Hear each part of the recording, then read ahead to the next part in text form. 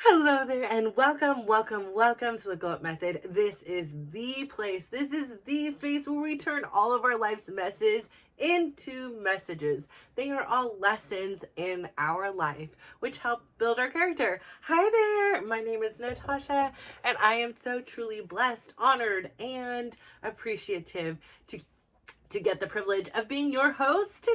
Hello, how are you? I am still in the midst of just getting back to my reality here. So many things are changing. Yesterday I went to sleep at like 8:30 p.m. I did not have the energy whatsoever. I don't know if it's jet lag, whatever you want to call it, but I was too pooped to party to video, but I did post.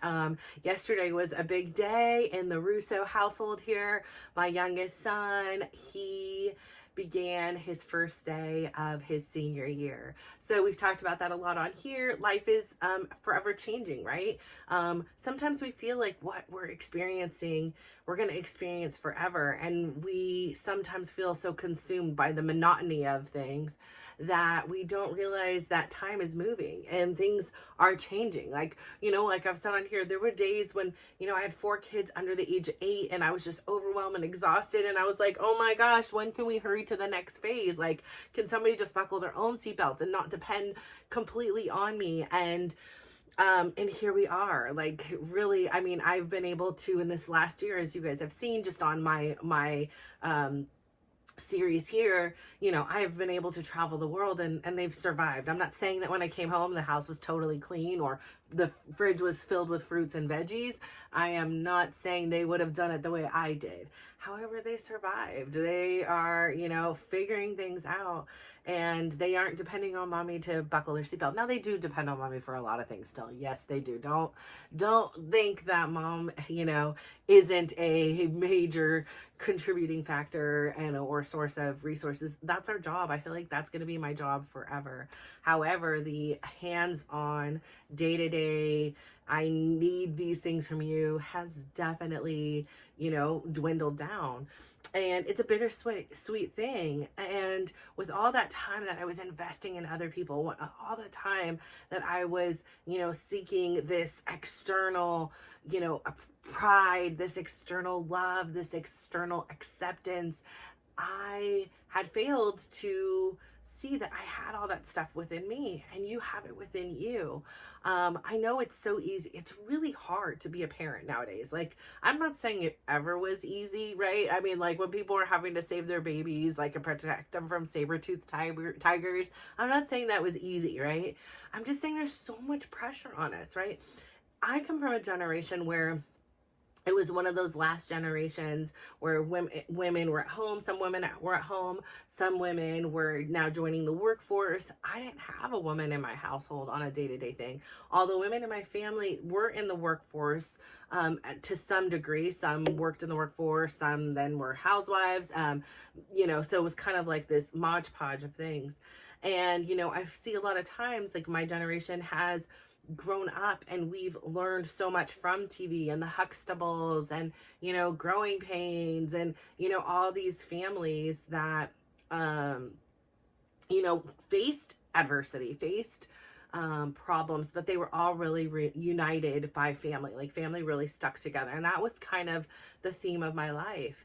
And I really wanted to be one of those TV perfect, movie perfect movies.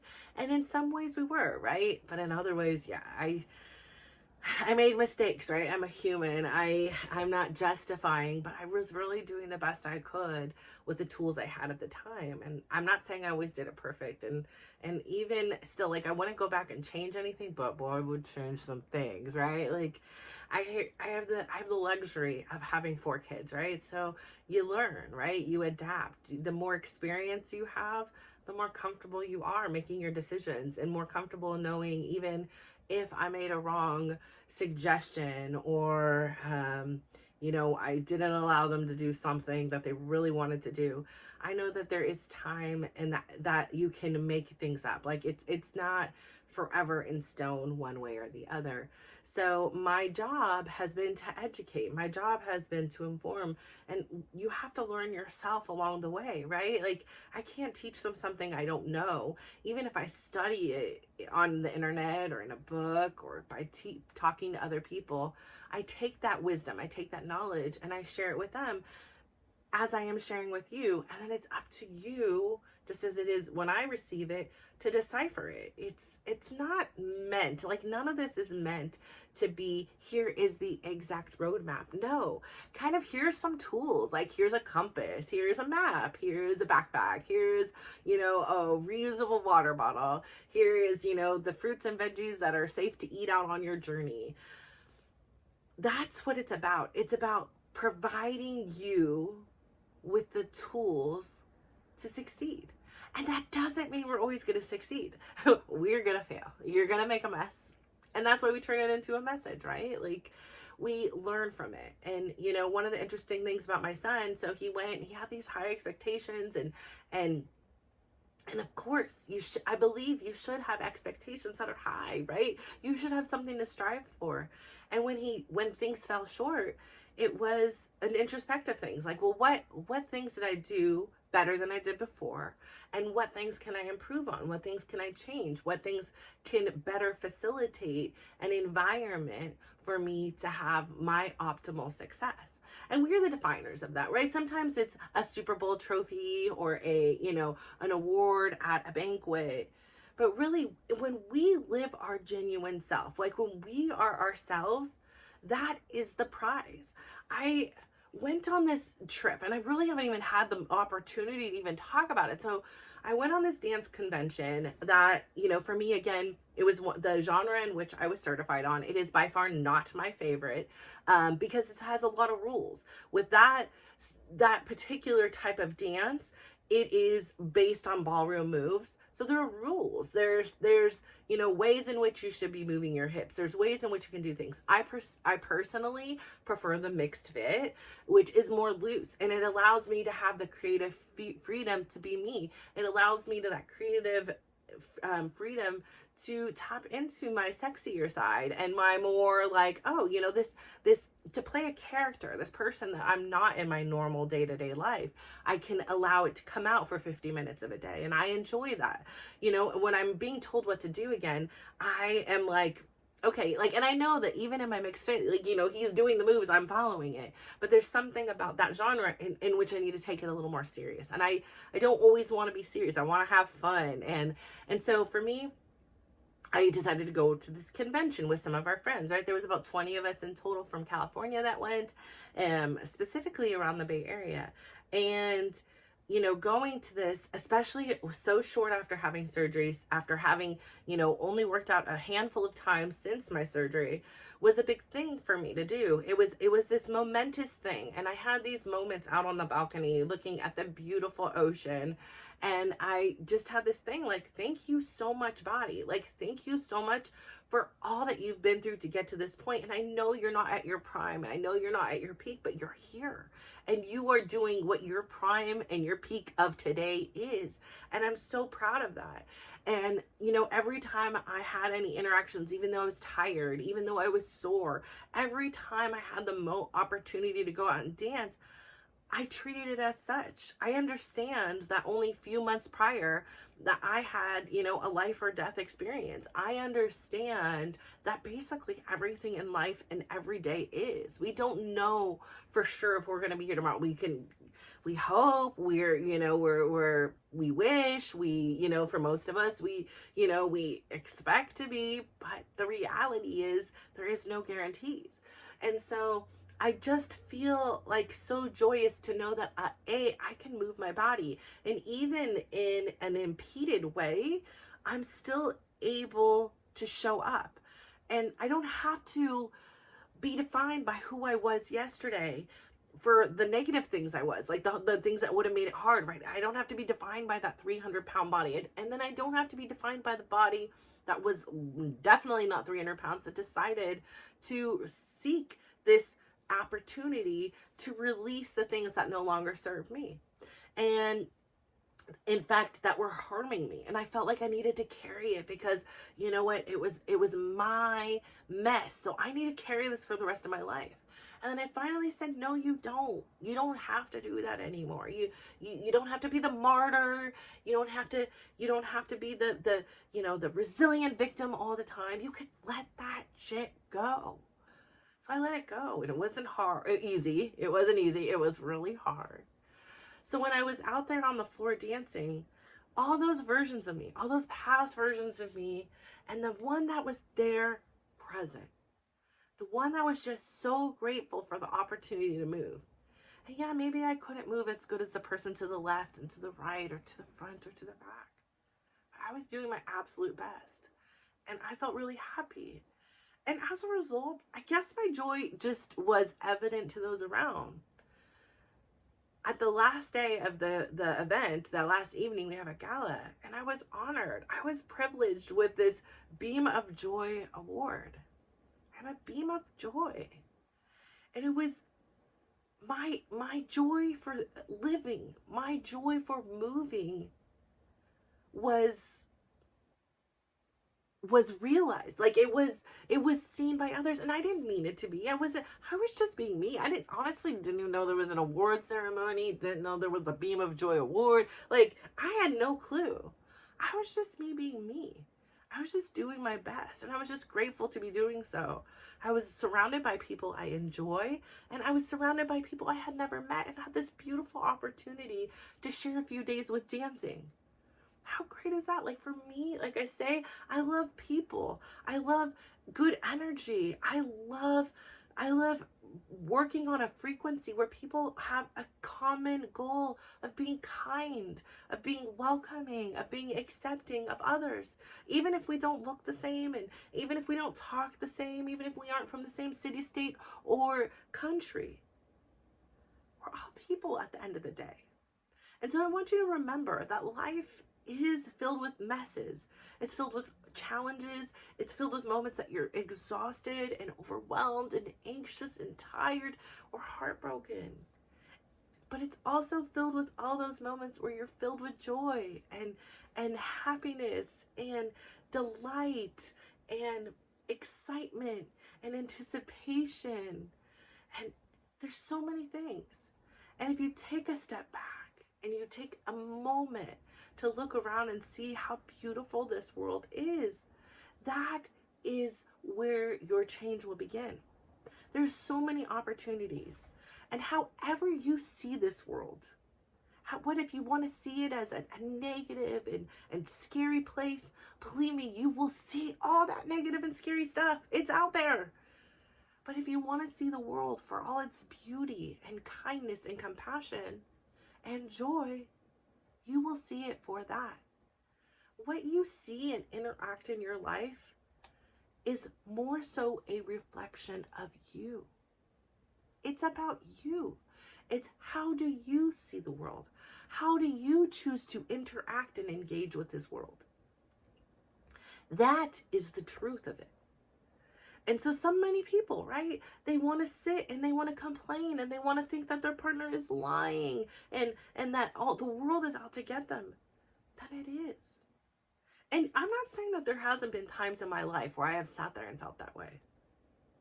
But I'm so darn glad I made that change. I made that shift. I made that decision.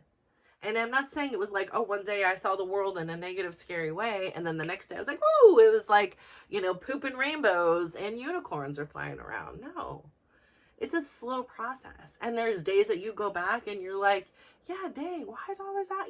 Like, where's the break? But those days now are so far and few between. My new muscle memory, my new default setting is to wake up rejoiced every day. To wake up appreciative and filled with gratitude every day. Even though things happen and my kids get on my nerves, or Chris gets on my nerves, or that Tesla cuts me off again just to go 40 miles slower than I was going in the first place.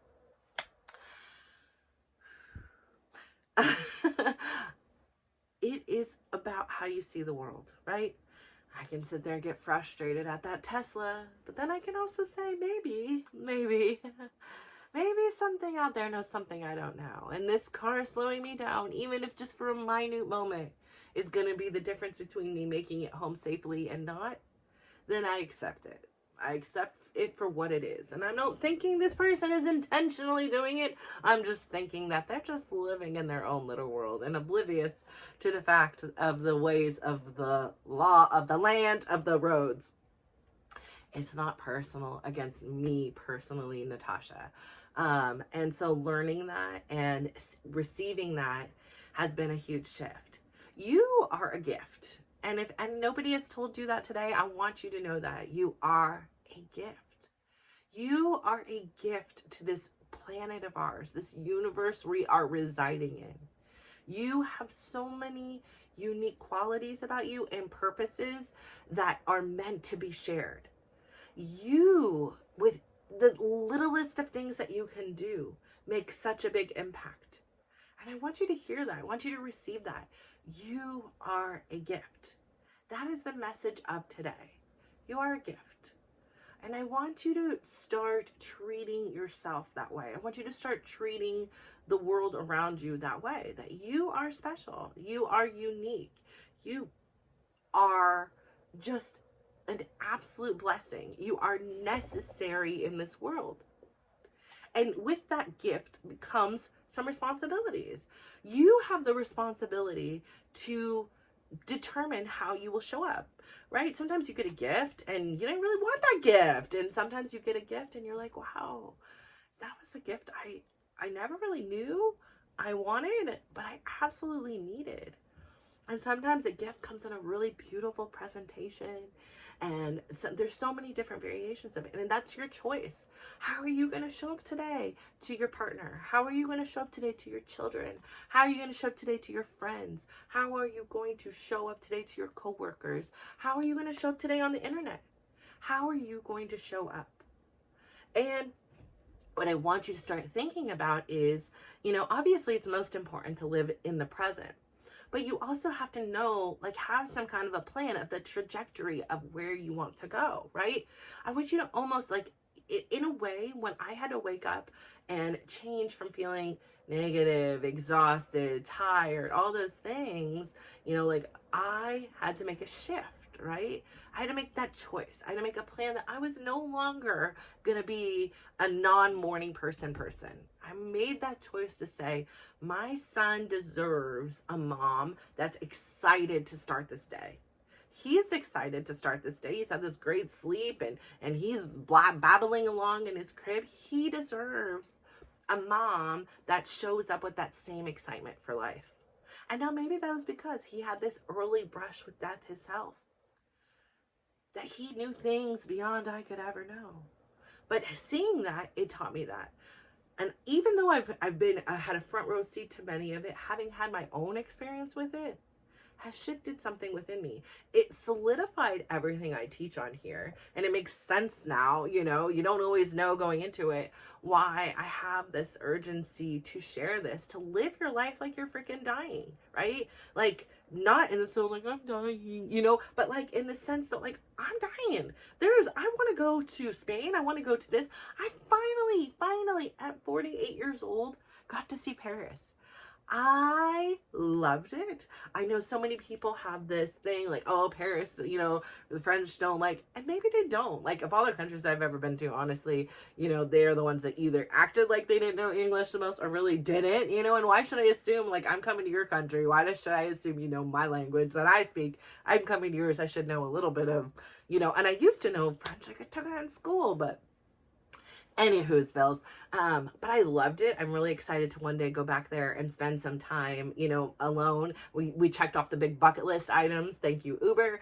And that was phenomenal. But I really say, if there's something you want to do, go out there and do it.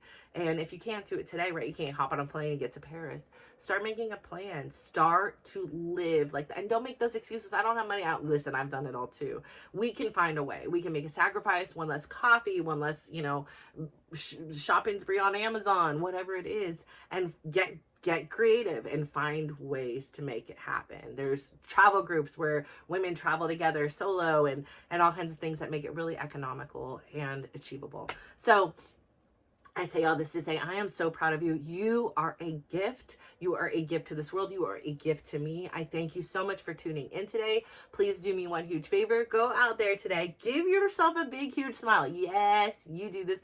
And out loud, I want you to give yourself a compliment. Today, my compliment is this. I am so glad that I am honoring me in my process. And I would love for you now to go out there today. Go out there, give somebody else that big, beautiful smile of yours. Give somebody else a compliment and just watch how you are a part of their glow up. So thank you. Bye.